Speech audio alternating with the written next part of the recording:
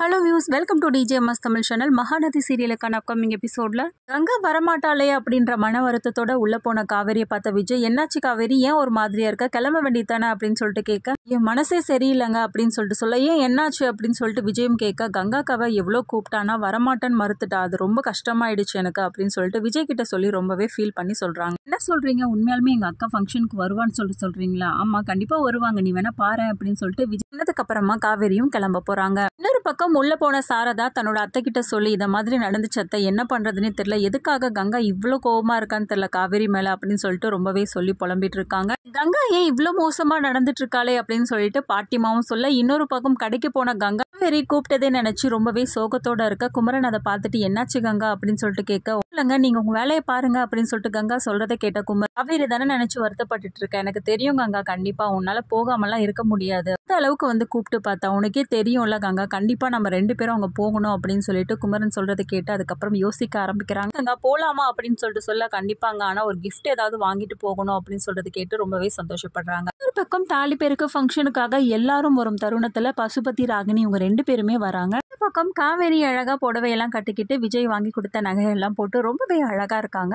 தருணத்துல சாரதா பாட்டிமா அவங்க தங்கச்சிங்கெல்லாம் காவேரியை பார்க்க வராங்க. காவேரியை பார்த்ததும் அவங்க குடும்பத்துல உள்ளவங்க, நீ ரொம்ப அழகா இருக்க காவேரி அப்படின்னு சொல்லிட்டு வர்ணிக்கிறாங்க. எங்க கங்காக்கா வரலையா அப்படின்னு சொல்லிட்டு கேட்க, அவதான் வரலையேம்மா, நீ அதை பத்தி ஒன்றும் வருத்தப்படாத, இப்பவா கீழே கூப்பிடுறாங்க அப்படின்னு சொல்லிட்டு காவேரி கீழே கூட்டிட்டு போக தருணத்துல விஜய் என்ன பண்றாரு பாக்குறாங்க காவேரியை. சரி, ரொம்ப அழகாவே புடவை கட்டிக்கிட்டு நகையெல்லாம் போட்டுட்டு வர அழகை வந்து பார்த்து ரசிக்கிறாரு விஜயும். ராகினி பசுபதி உங்க 2 பேரையும் பார்த்து காவேரி ரொம்பவே எரிச்சல் அடைய, பதி எதுக்காக கூப்பிட்டீங்க அப்படின்னு விஜய் பார்த்து கேட்க, நான் சொல்லல காவேரி, சித்தி கூப்பிட்டு இருக்காங்கன்னு நினைக்கிறாங்க, நீயே இவ்வளவு டென்ஷன் ஆகிற, அவங்க ஒரு ஓரமா இருந்துட்டு போறாங்க அப்படின்னு சொல்லிட்டு காவேரியை சமாதானப்படுத்துறாரு விஜயும்.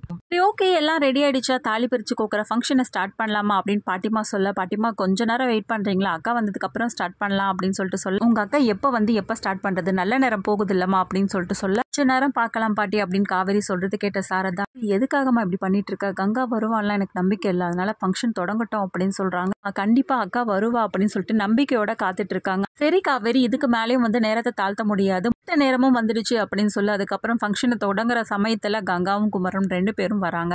பார்த்தா சந்தோஷத்துல காவேரியும் எழுந்து நின்று ஓடி போய் வாக்கா அப்படின்னு சொல்லிட்டு கூப்பிட்டு வராங்க.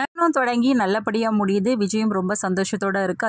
அதுக்கப்புறம் கங்காவும் காவேரிக்கு கிஃப்ட் கொடுக்குறாங்க. இதனால ரொம்பவே சந்தோஷப்படுறாங்க காவேரியும். ஃபங்க்ஷன்லாம் முடிஞ்சதுக்கு அப்புறமா யமுனா நிவீனை பார்த்து சொல்றாங்க, தாலி பேருக்கு ஃபங்க்ஷனுக்கு போயிட்டு வந்தோம், ரொம்பவே நல்லா பண்ணாங்க அப்படின்னு சொல்லிட்டு. நல்லா நிவீனோட மனசுல குழப்பம் ஏற்படுது. கல்யாணத்துக்கு எதுக்கு தாலி பேருக்கு ஃபங்க்ஷன்லாம் பண்றாங்க, இதை கண்டிப்பா நம்ம பேசி ஆகணும் அப்படின்னு சொல்லிட்டு நினைக்கிறாங்க. இதோட இந்த எபிசோடையும் வந்து முடிச்சிருக்காங்க.